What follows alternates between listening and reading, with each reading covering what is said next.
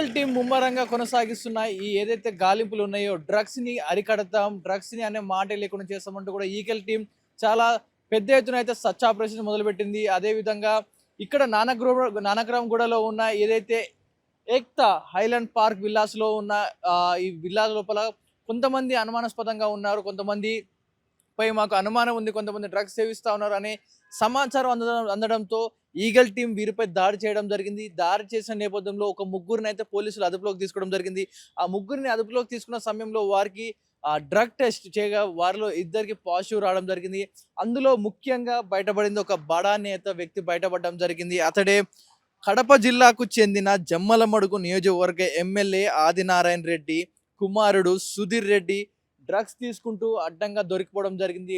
ఏదైతే new year వేడుకగా సందర్భంగా హైదరాబాద్లోకి పెద్ద ఎత్తున డ్రగ్స్ వస్తా ఉన్న నేపథ్యంలో వారందరినీ కూడా పోలీసులు అరికడుతూ ఉన్నారు.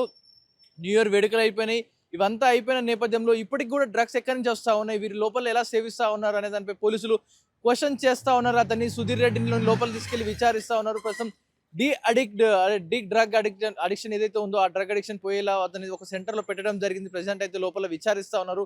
మెయిన్ తలెత్తున్న క్వశ్చన్లు ఏంటంటే అతనికి అసలు డ్రగ్స్ ఎలా వచ్చాయి, అతని చేతికి ఆ డ్రగ్స్ ఎలా వచ్చాయి. ఎందుకంటే న్యూ ఇయర్ వేడుకగా సుమారుగా 31వ తారీఖున పెద్ద ఎత్తున సిటీలోకి డ్రగ్స్ తింపాలని డ్రగ్స్ పెడ్లర్లు కూడా ఒక పుష్ప సినిమా స్టైల్లో పెద్ద ఎత్తున స్మగుల్ స్టోర్ చేసుకోవాలి. ఇదంతా కూడా గంజాయి ఏమంటారు చెక్కలు, గంధం చెక్కలు ఒకసారిగా లోడ్ ఎలా స్టాక్ చేసుకుంటారో ఆ విధంగా హైదరాబాద్లోకి పెద్ద ఎత్తున డ్రగ్స్ దింపాలి, న్యూ ఇయర్ వేడుకలు మొత్తం కూడా డ్రగ్స్ నింపాలని ప్లాన్ చేసుకుంటే ఉన్న నేపథ్యంలో పోలీసులు వారికి ఒక అడ్డుకట్టు వేశారు. ఎక్కడ డ్రగ్స్ ఎంటర్ కాకుండా ఒకవేళ డ్రగ్స్ ఎక్కడ అమ్ముతున్న సమాచారం దొరికిన వెంటనే వారిని అరెస్ట్ చేయడం, వారిని పట్టుకోవడం, వారి దగ్గర ఉన్న డ్రగ్స్ని స్వాధీనం చేసుకోవడంతో పాటు ఎవరు డ్రగ్స్ అమ్ముతున్నారు, మీకు మీ వెనుకున్న ముఠా ఎవరి దగ్గర నుంచి మీకు డ్రగ్స్ వస్తున్నాయి అనే క్వశ్చన్స్ రైజ్ చేసి ఆ మూలాలను కూడా పోలీసులు ఛేదించే ప్రయత్నం చేశారు. వారందరినీ కూడా అరికట్టారు.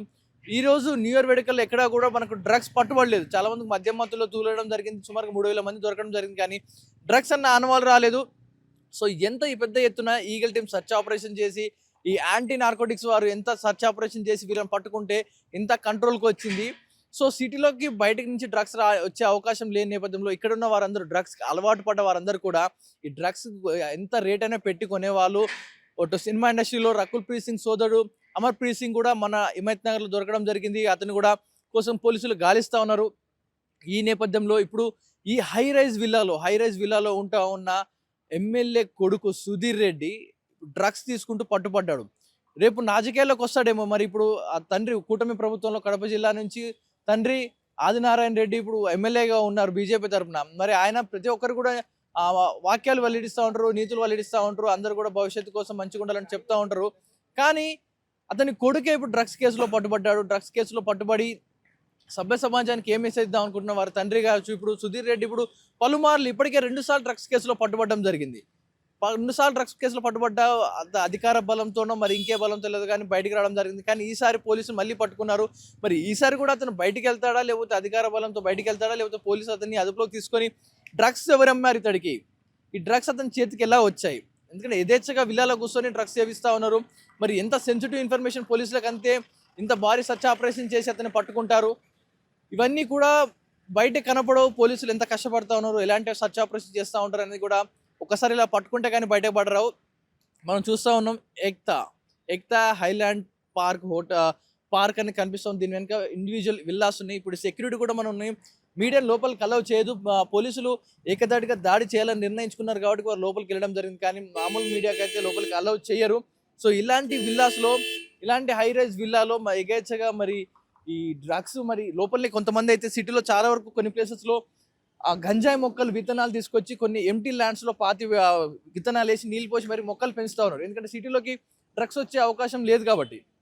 సో బయట నుంచి డ్రగ్స్ వచ్చే పరిస్థితి లేని నేపథ్యంలో ఇక్కడే పెంచుతూ ఉన్నారు. మరి విల్లా హౌసెస్లో కానీ అపార్ట్మెంట్స్లో కానీ గార్డెన్ ఏరియాస్లో ఎన్ని ఏరియాస్లో మరి డ్రగ్స్ గింజలు వేసి ఈ గంజాయి విత్తనాలు వేసి మొక్కలు పెంచుతూ ఉన్నారు. మరి పోలీసులు కూడా సర్చ్ ఆపరేషన్ చేస్తూ ఉన్నారు. మరి ఈ పోలీస్ అధికారులు కూడా లోపలికి ఎవరిని కూడా లోపలికి అలౌ చేయట్లేదు, మీడియాని కూడా అలౌ చేయరు. ఎందుకంటే ప్రైవేట్ స్పేస్ అంటారు. మరి ఇలాంటి ప్రైవేట్ స్పేస్ ఉన్న ఈ అపార్ట్మెంట్లలో యథేచ్ఛగా ఇంకా చాలామంది అపార్ట్మెంట్ ఫ్లాట్ లోపలనే గంజాయి మొక్కలు పెంచడం, వాటిని డ్రగ్స్గా తయారు చేయడం లాంటి చేసి అమ్ముతా ఉన్నారు. డ్రగ్స్ పెడ్లర్లు కూడా ఇలాంటి Z+ సెక్యూరిటీ లాగా ఉన్న ఇలాంటి అపార్ట్మెంట్స్ విల్లాస్ని ఆశ్రయిస్తూ ఉన్నారు. ఎందుకంటే బయట వారిని లోపలికి అలౌ చేయరు కాబట్టి.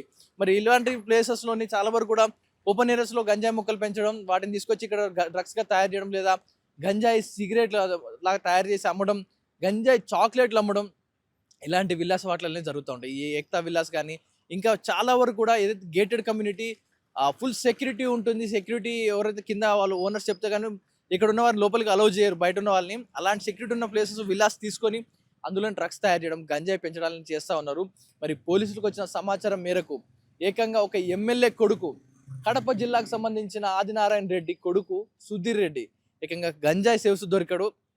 మరి అతను నోరు విప్పుతాడా, నోరు విప్పి సమాధానం చెప్పి నాకు ఈ డ్రగ్స్ ఎక్కడ కొన్నాడు, ఇతనే తయారు చేస్తున్నాడా లేకపోతే ఎవరి దగ్గరైనా కొన్నాడా, గతంలో 2 సార్లు దొరికాడు కాబట్టి ఎవరి దగ్గర కొన్నాడు, ఎంతకు కొన్నాడు, ఎంత మోతాదులో కొన్నాడు, గతంలో ఎన్నిసార్లు అతని దగ్గర నుంచి తీసుకున్నాడు, ఆ డ్రగ్ పెడ్లర్ ఎవడు అనే విషయాలు బయట పెడితే అతన్ని పట్టుకుంటే ఇంకా విషయాలు బయటకు వచ్చే ఉంది. చాలా వరకు కూడా నైజీరియాని పట్టుకుంటా ఉన్నారు.